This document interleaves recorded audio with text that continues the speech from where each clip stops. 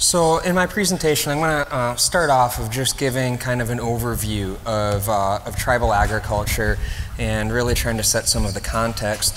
And then I'm going to talk a little bit about some of the strategies that we have engaged in to develop local partnerships and put a bit of a focus on a SARE grant that we received a few years ago. Just an opening.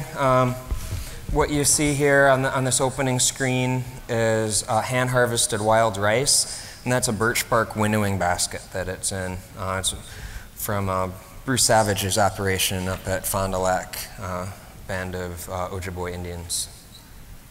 This picture here is three sisters. Just a quick show of hands. Have people heard of the three sisters before? Oh, pretty much everybody. Well, so, you know, the three sisters, it's the corn, the beans, the squash. The corn providing the trellis for the beans to grow up and grow tall. The squash growing around the base, helping to shade out the weeds, reduce your evaporation, but it also keeps the raccoons and other critters out. And I think that the three sisters is a good model for a lot of this work of working together with one another is really how we move things forward. You got a lot of nutritional benefits too if the different foods complement one another. Myself, I'm a member of the Oneida Nation of Wisconsin, and white corn is one of our staple foods. We'll talk a little bit more about the white corn later on in this presentation, but you know, myself, I grow white corn, grow pumpkins, harvest rice, do a little bit of syrup on the side, and gotten into a little bit of ranching as well. But this is a traditional longhouse for the Iroquois Haudenosaunee Nation. This is what our traditional way of life would have looked like. Here in historic quote-unquote St. Louis, this is right across the river. This is Cahokia. Here, St. Louis is the confluence of the Mississippi and the Missouri rivers, and we had one of the largest cities at the time was based right across the river. We had extensive trade networks crossing really the entire continent, and the reason why Cahokia was here is that those rivers, those were the initial interstate highway system. That's how products moved. Maple syrup was one of the items, one of the trade items that would have been one of the big foods at Cahokia, but it would have been generally coming from a little bit farther north. And you can see here, this is the traditional way of tapping. And you know, some of the numbers. In 1866, and just hop quick back to the corn here, in 1866, the Oneida Nation of Wisconsin sold the market over 2 million pounds of grain. Over 1 million of that was corn. You know, you think back of that level of production is mind-boggling. That's before there was tractors and combines and, you know, before Monsanto field corn. That was the traditional corn that was being grown, and that's not even accounting for what was saved for household and family use. And so that same year, 1866, the Menominee tribe sold the market 75,000 pounds of sugar. That's not syrup, that's sugar. You know, if I make 1 pound of sugar, that's a lot of time for just 1 pound, and they sold to market 75,000 pounds. The year before, the Michigan tribes had sold to market 450,000 pounds of sugar. Again, not including what was preserved for community purposes. And so part of where I'm sharing some of these numbers is just to give a picture of a sense of what agriculture here in you know, in the Midwest, upper Midwest region looked like. This picture here is a picture from Standing Rock. This was the Backwater Bridge night, as it's referred to. I had helped to do a little donation drive, and we brought a few hundred pounds of wild rice out there, and it's kind of funny. Brought the rice in and had that big main cook tent, and I said, "Hey, got wild rice." "Oh, great! We'll throw it on Rice Mountain." And they had this big mountain pile of rice, so just little packages of white rice, brown rice, you know, different types of rice. And I said, "No, you don't understand. This is wild rice. It's real hand-harvested wild rice." "Oh yeah, that's fine. Don't worry, we'll use it. Just throw it on Rice Mountain." No, you don't get it. This is wild rice, this is the food that grows on water. You guys are the water protectors. This is what you're here about. And I said, okay, well, you know, throw it on Rice Mountain. I said, okay, well, we'll find people who actually are going to respect this. And we went around and we found some of the indigenous kitchens, and we brought the rice to them, and they just lit up. Oh my God, this is so amazing. Thank you so much. And part of where I'm telling this story is just, you know, again, of giving a bit of, you know, of why is the food important, and, you know, but the connection to Standing Rock. You know, Standing Rock really brought national attention to, you know, to an issue on one of our reservations, and issues that a lot of our reservations face, of not just protecting the water, but, you know, exploitation of our tribes. But at the core of what Standing Rock really is about, it's about protecting our resources, protecting the water.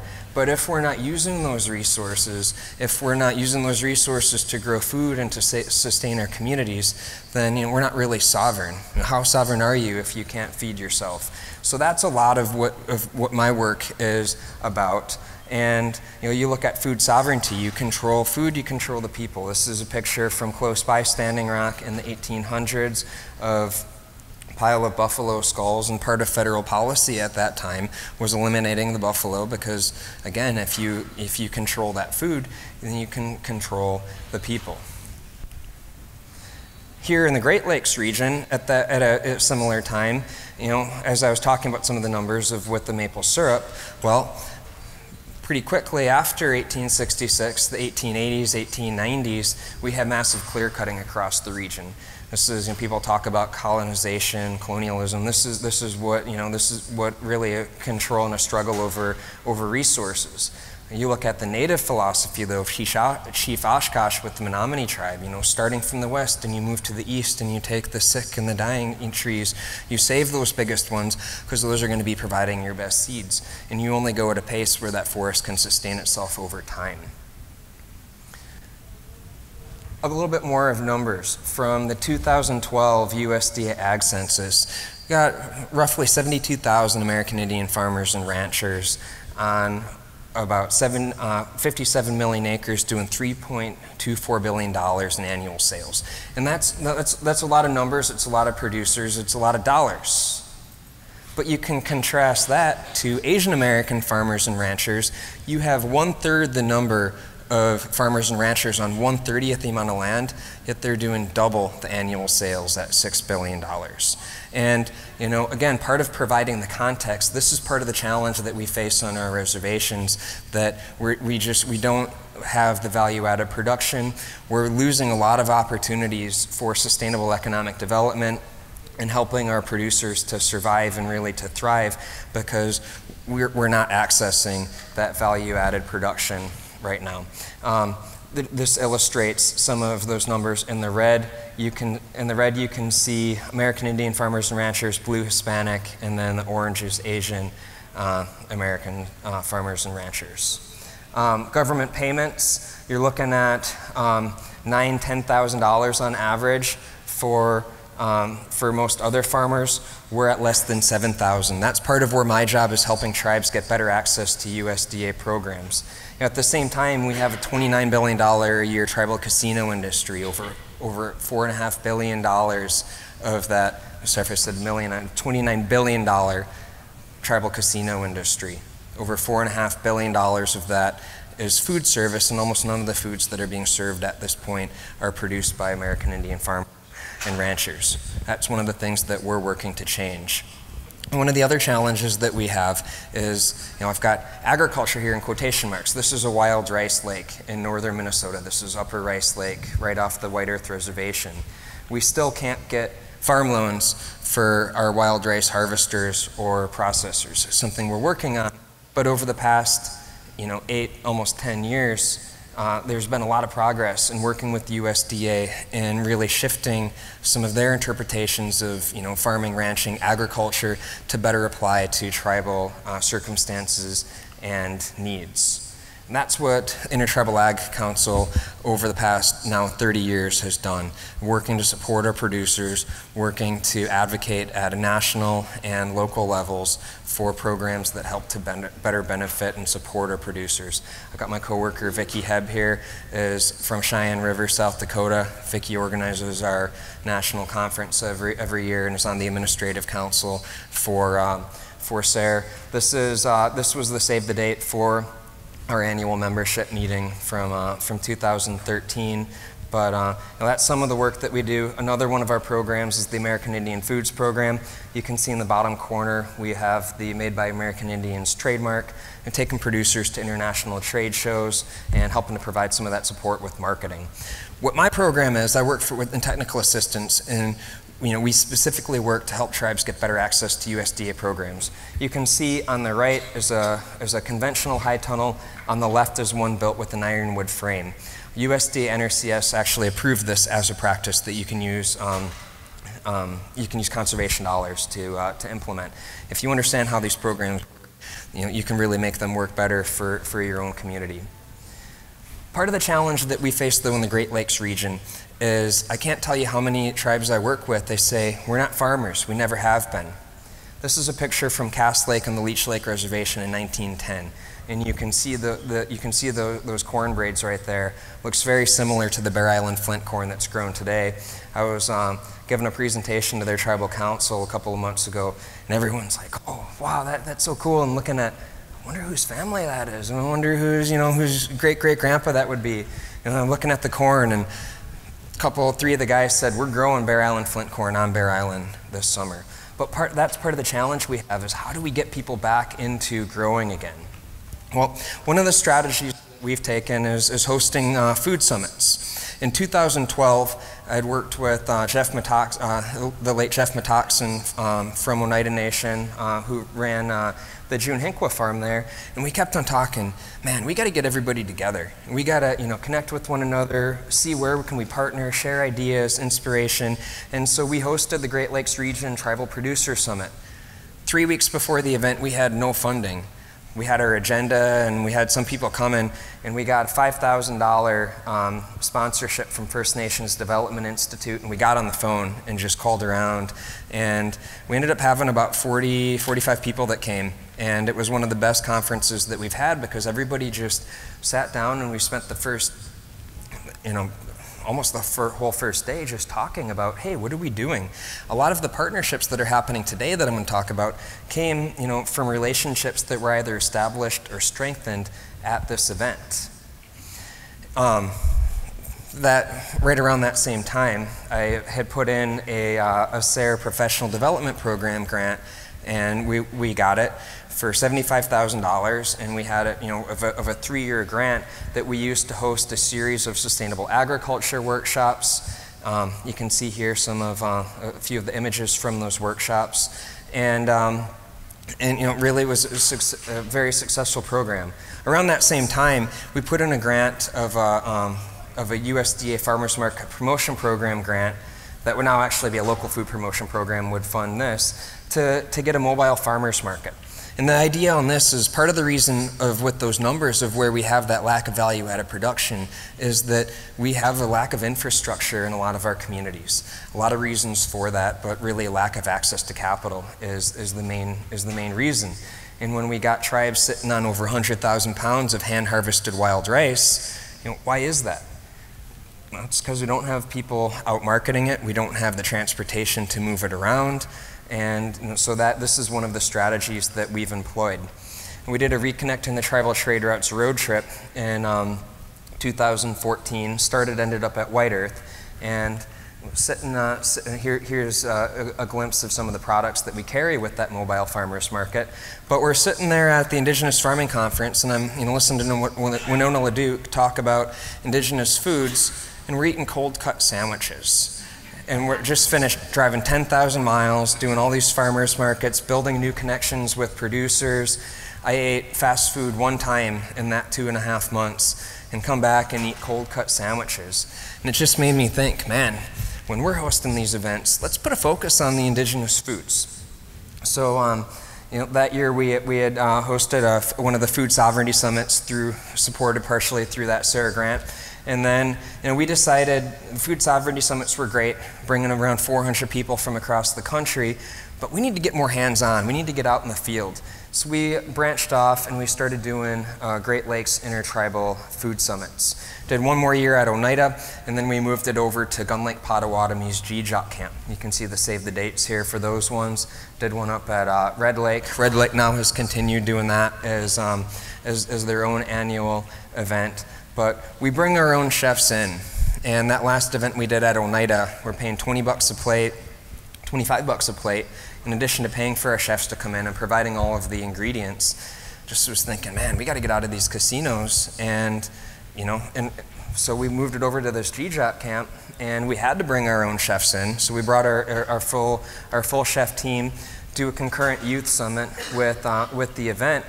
But we're sourcing all of our own food, and then we've started to tie the traditional tools and the traditional technology in. So we opened up last year's event of making the clay pots and firing them on that first night, where you can actually cook in a fire, making the corn mortars and the wild rice knockers and planting sticks.